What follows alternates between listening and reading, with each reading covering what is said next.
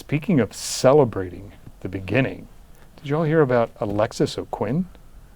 A little bit. Yeah, I want to hear more. more of this story. You want to stay tuned for that. Yes. There's no doubt. But hey, Butch, kind of reminds me of when you do races. What does it feel like to celebrate each mile of the race? Oh, it breaks it down into bite size, and you realize the accomplishment of, no matter the distance, what you've accomplished, though you have more to accomplish. It really does fuel you to be able to stay focused on the end result. That's awesome. But you got to celebrate every mile. We're definitely going to talk about more about that on Coffee with Ken. Thank you for joining us for this episode of Coffee with Ken. We are in March. Can you believe it? What? Yeah. March 4th? All my I was Star gonna Wars say friends May will the- know that. No, it's May 4th. May 4th? May 4th. March 4th? I was May the wondering fourth what be we're with you. March anyway, 4th, this is my Ken. friend. Ken Browning does know about Star Wars.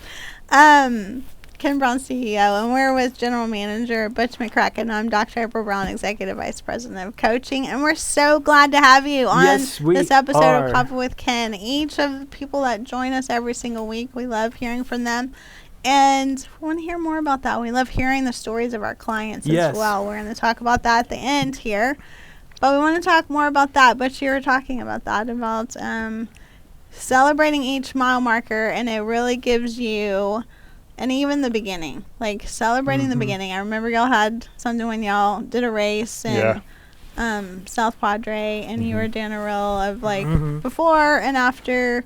Like, this is Butch McCracken before the race, and this is after the race. Oh, yes. But celebrating that before and seeing that before and after, like seeing what it was like when you're just all excited at the very beginning. You are so like, let's Yes. go. And then at the end, you're just like, I'm glad it's over. I'm glad it's over, but I did it. I did it. Yep. Did it. Accomplished Yes. it. So, Yes. yeah. And then each step of the way, it's really celebrating that each step and breaking it down like you were saying. Oh, yeah. To each No, it's, actionable step.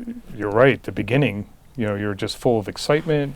You've done the best you can preparation-wise. You have no idea what this race is going to bring you physically, anything along those lines, and you have goals. But you're just excited. Right. You're ready to go. So, and Yes. then as the race progresses, and the longer the race is, you really got to take short stops in your mind to celebrate. And I'll go, if it's a half marathon at mile 4, I'll go, okay, I'm 25% done is what I'll tell myself, right? And then at the halfway point, I say I'm on the back 9. There you go. I'm on the other side of this. And that really does encourage, because no longer is it daunting what you've got to try to do. It's now broken into small celebrations and small wins. And that was one of the greatest things in my very first marathon, that my coach told me that at some point in this race, you're going to feel like you want to die around 18 mile. Understand you still have another 8 miles to go. Yeah. You can't look at the end. You have to celebrate, look for the next mile marker. That's all you're focused on. When you get to that, you focus on the next one. And then I would just go through and I go, okay, mile 18's done. Now I'm taking on mile 19. Look at that. And before you know it, wow, mile 25's done. Yeah. I got 1 mile left to go. And you're just doing the things mentally to keep you from derailing in the midst of whatever it is that you're going through, circumstances and, And we things talk like that. about this a lot, because I just think running and marathons are just life. Like, it's literally Because life is a and marathon. the best It really book is. ever written. It talks a lot about running the race and all Yeah. of that for a reason, because disciplining your body, all of those things, because we're all going to have resistance. It's the greatest book ever written, success book ever written, says that you're going to continue to, not if, but when you encounter various trials. Like, you're going to have resistance. Yes. You're going to have trials. You're going to have struggles. You're going to have obstacles. Yes. And so how you overcome those obstacles, how you overcome that resistance, and discipline your mind and discipline your body to do what you want it to do, Right. Yes. that it actually gets stronger. Yeah. Because, and when you first start out and you're all excited, you just think, oh my gosh, when I never ran, like never, like it was, if I was running, something was chasing Me? Like, I know everybody says that, but I'm like serious, like never Or ran. you're chasing the dog. One or the other. Something Yeah. is like getting me to run, for my life. But then I just got motivated. I'm just like, I'm gonna run this half marathon, and whatever motivates. But in that beginning, I was just like, I'm going to do this, and I can do this. I can do this. And that first day, and you're just like, can I even go a mile? And you just feel like you're dying, and your legs just are on fire, and your lungs are on There's fire. an elephant on and your chest. everything. And, It's oh, just yeah. like telling you to stop. Yeah. But that's when you have to press in Mm-hmm. and push in to know your why, to know why you're doing this. And so, like you said, break it down into actionable steps. So, like, hey, I did better than not doing it, That's right. Mhm. first of all. Second of all, the next day to do a little better. Mhm. Just like, Yeah. because we consistently go out and we want to just do, okay, well, I didn't quite do a mile, but tomorrow I'm going to do 3. Like, no, you're building slowly, but we want to just run it Mhm. tomorrow. And that is in life. We have to, it's slower progress than we really want to go at, Mhm. but Yeah. that's how we build the resistance. That's how we build our muscles of really discipline. And you begin to understand what you're capable of. Yeah. I think one of the greatest quotes was Usain Bolt when he said, I trained 4 years to run 9 seconds faster, and y'all quit after 2 months when you don't see results. We have to, Yeah. it's not a sprint. Whatever you're doing, you might be involved in a sprint, Mhm. but that journey to get to the sprint wasn't a sprint, like you were just Yeah. saying. Mhm. No, and I think people, one of the big things missing when we set out to accomplish something is like what you said. We fail to understand there's going to be obstacles. We don't know what they are. Right. We don't know what's going to happen. Mm-hmm. But if we prepare our minds that something could come up and it won't be such a derailment when it happens. It's like, okay, I planned for this mentally. I don't know what it is, Right. but I planned on it mentally happening. So now let me overcome it. Right. Versus when you don't think there's going to be obstacles, you hit that Mhm. obstacle. It's like, uncle, I quit. I can't Yeah. do this. Yeah. Yeah, this is just kind of reminded me of when I think it was in junior high, and I played softball, and in elementary school, like that 4th and 5th grade when I first started, I was I was just out there counting the clover, looking for the 4-leaf clovers, out sitting on my glove. You were the one. Like, I was just like, I mean, I wanted to, but I didn't want the practice. Like, I was just like, I just want to go out there and I just want to blast that ball, like, you know, and like make that catch, that like winning catch, and all those things you have in your mind, but you don't realize all the work that you have to put into it. And so when I started getting into the 7th and 8th grade, and I was like, I started becoming really serious about it. I wanted to become a pitcher, and we had great pitchers, and they were super fast, but one of them wasn't as consistent. And so the one that was really consistent, pretty fast, she got injured. The other one was not being consistent. And I had begged him, my coach, to like, just give me a chance. And he's like, no, give me a chance. I'm really two good, really good pitchers, not giving you a chance.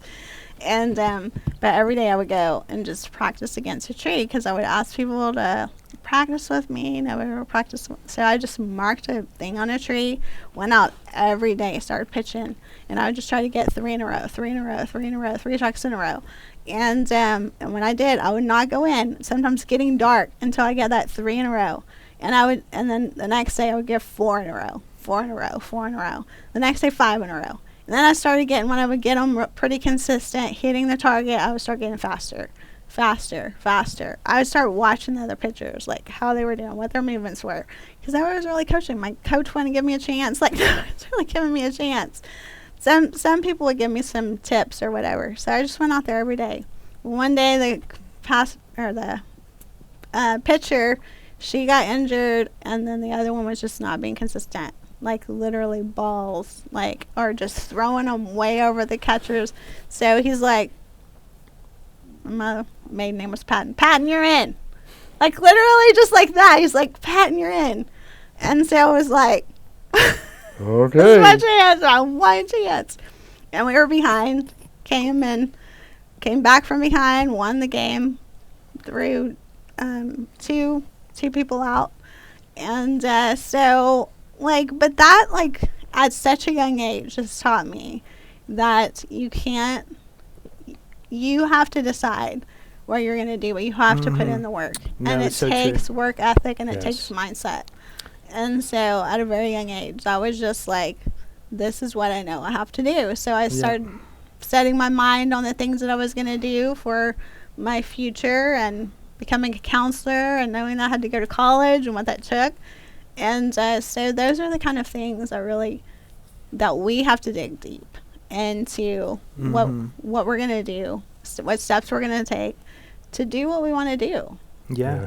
And Well, it's really that's exactly powerful. what Alexa has done. You just described it so good, because she took Alexa is, for those that don't know, that is the daughter of Stacy and Donna Quinn, and she set out to be a hairdresser, and I mean not just a good one, but a great one, and set herself on a journey to do that. First, getting her license, getting all the things done, and in the state she's in, you know, that's not just something that snaps and happens. You've got to work for it.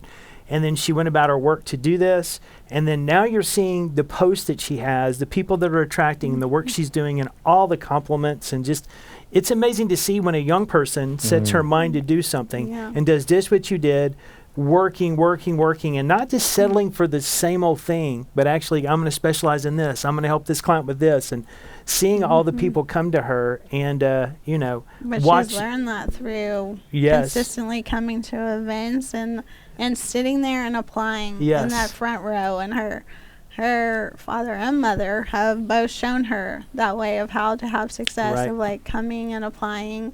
And she is getting reviews. Her people amazing. skills is where, and you can see it's not just in the hair cutting skills she has, but also So in important. her personal skills, and watching her develop there and becoming a person that people want to be around and like and drawn to. And so, congratulations, Alexis O'Quinn. We're very, Yes. very, very proud of Way to you. go. We are proud. We're always proud when we see that people Yes. applying that, and we Young see them ones. being successful. Yes. Yeah. And really bringing value to people, not just in what she does, but even online and the things Yeah. that she shows and tips that she can give. So Exactly. it's really cool.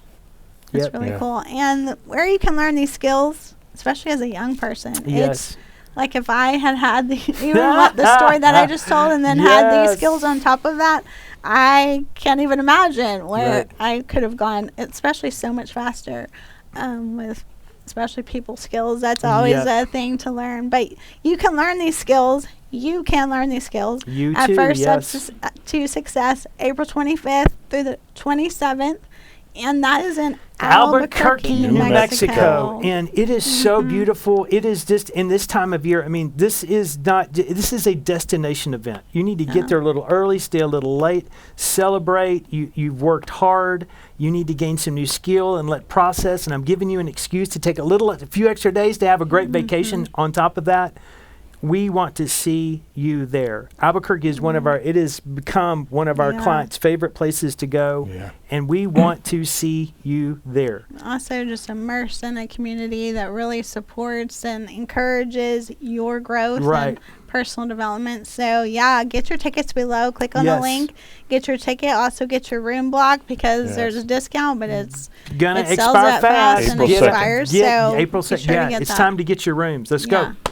Yes, and we would love to see you there. But especially, we'd love to see you here, joining us every week for Coffee with Yeah. Ken. And we will see you next time. Like, share, comment, so we can say hi, and we will talk to you, or we'll see you. We'll see you soon. Yes. We'll see Yes. you next time. Thanks for joining. Have a great Bye. day. See you, gang.